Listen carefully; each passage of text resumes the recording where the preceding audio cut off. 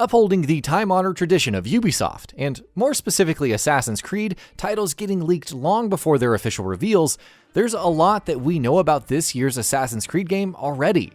Though there have already been some reports that have disputed the accuracy of most of the recent round of leaks, there's still plenty that we are pretty sure we'll be seeing in the game when it launches later this year. More than that though, there's plenty of things we want to see.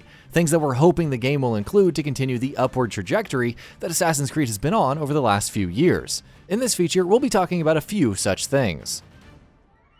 The Vikings atmosphere. The star of the show in any Assassin's Creed game is always the setting, because the place and time period where the game is set ends up defining much of that experience, from the tone and the atmosphere to the story and oftentimes major mechanics. With the upcoming Assassin's Creed game, we know for sure that it will take place in Scandinavia during Viking times, and that's an incredibly exciting prospect.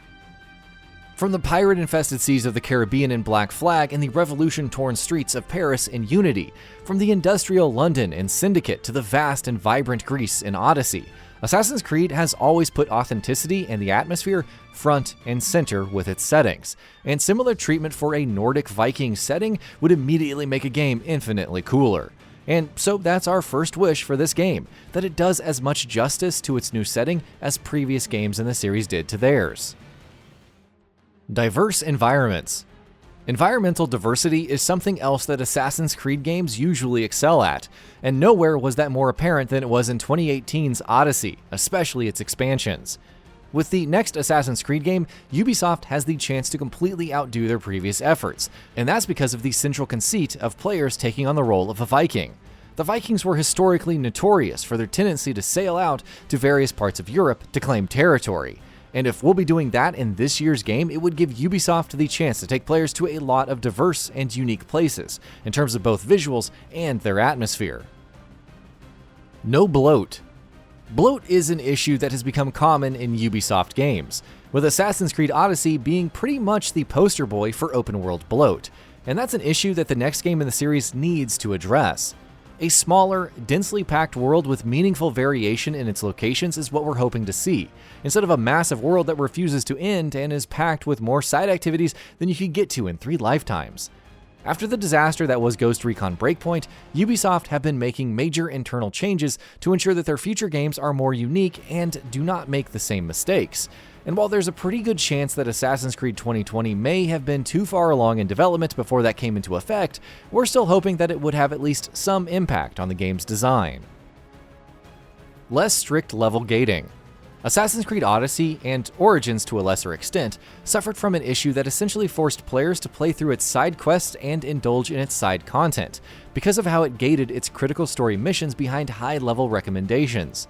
It was something that contributed significantly to the game's issues with bloat and also led to issues with how Ubisoft monetized it, which we will discuss shortly.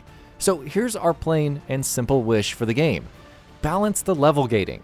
Either significantly reduce the high-level requirements seen in Assassin's Creed Odyssey, or just not have level gating at all. No level scaling.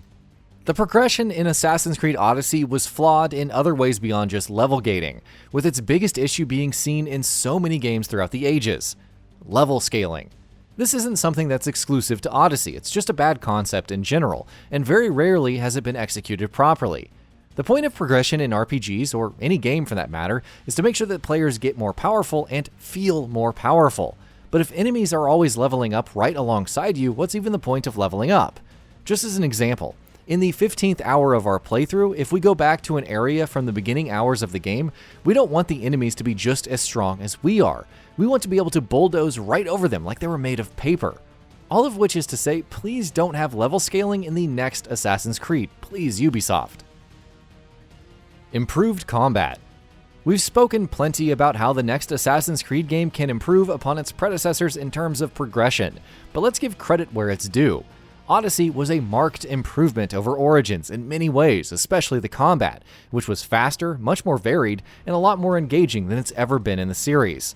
Odyssey's blend of dodging, attacking, parrying, and using a plethora of abilities kept every encounter interesting, and we're hoping that the next game in the series will continue in that vein and introduce even more movements.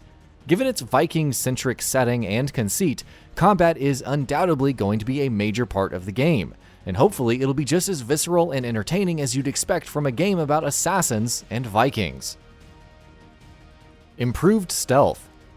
While stealth was definitely better in Odyssey than it was in Origins, it still had a lot of room for improvement. For starters, nobody would say no to seeing the iconic hidden blades making a return again, while there are many who would argue that stealth-focused buffs and unlocks in the skill tree need to be much more powerful and more effective.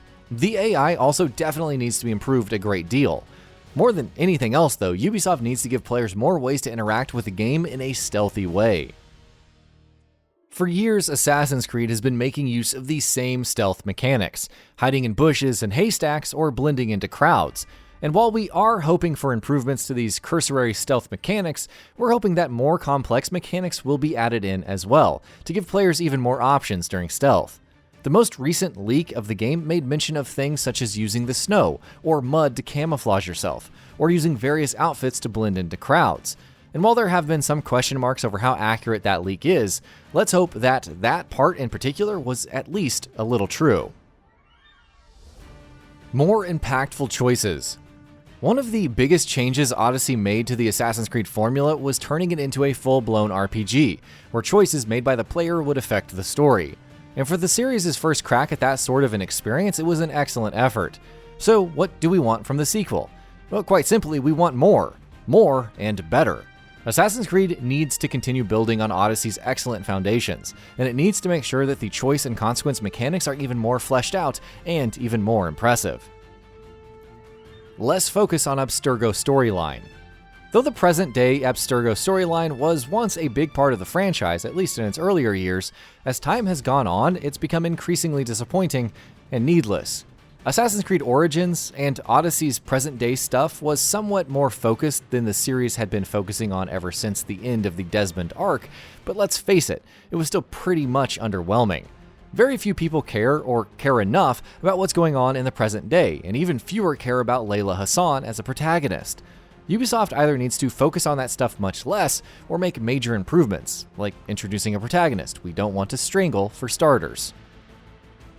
No microtransactions.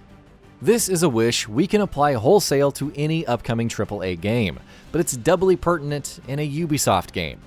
Let's be fair though, after Ghost Recon Breakpoint, Ubisoft have been pretty open about admitting their mistakes, while they've also made it clear that they're going to make sure those mistakes are not repeated. Our only hope then is that as a result, Ubisoft will find a better way to monetize the next Assassin's Creed game than what we saw in the aforementioned Breakpoint or even Odyssey, which, as we've discussed, was accused very commonly of using its combination of level gating, bloat, and grinding to push players into spending money on booster packs. And that about does it for this video. If you enjoyed what you watched and want to see more from GamingBolt, you can always hit that subscribe button and turn on the bell icon next to it. That way you will never miss any of our videos.